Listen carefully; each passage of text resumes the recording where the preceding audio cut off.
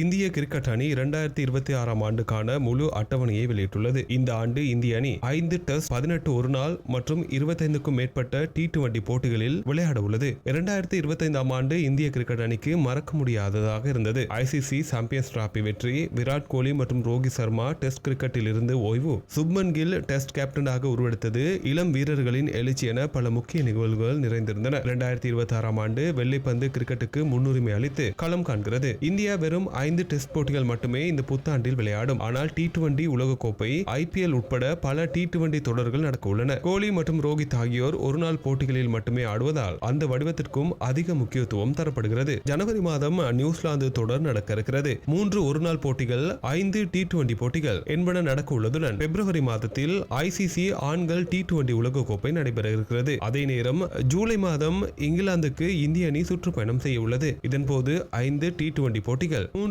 ஒருநாள் போட்டிகள் நடைபெற உள்ளன. இதே நேரம் மார்ச் மற்றும் செப்டம்பர் மாதங்களில் நடைபெற உள்ள போட்டிகள் தொடர்பான அட்டவணை இதுவரை வெளியாகவில்லை. அத்துடன் மார்ச் முதல் மே வரை IPL 2026 நடைபெற இருக்கிறது. ஜூன் மாதம் ஆப்கானிஸ்தானுடன் சொந்த மண்ணில் ஒரு டெஸ்ட் மற்றும் 3 ஒருநாள் போட்டிகளில் இந்திய அணி மோத உள்ளது. ஆகஸ்டில் இலங்கையில் 2 டெஸ்ட், செப்டம்பரில் ஆப்கானிஸ்தானில் 3 T20 போட்டிகளில் இந்திய அணி விளையாட உள்ளது. செப்டம்பர், டிசம்பர் அட்டவணை வெளியாகாத நிலையில் செப்டம்பர், அக்டோபரில் மேற்கிந்திய தீவுகளுக்கு எதிரான சொந்த மண்ணில் 3 ஒருநாள், 5 T20 போட்டிகள் மற்றும் 2026 ஆசிய விளையாட்டு போட்டிகள் திட்டமிடப்பட்டுள்ளன. அக்டோபர், நவம்பரில் நியூசிலாந்தில் 2 டெஸ்ட், 3 ஒருநாள், 5 T20 போட்டிகளும், டிசம்பரில் இலங்கையுடன் சொந்த மண்ணில் 3 ஒருநாள் போட்டி, 3 T20 போட்டிகள் நடைபெற உள்ளன. இவற்றின் அட்டவணையும் இதுவரை வெளியாகவில்லை.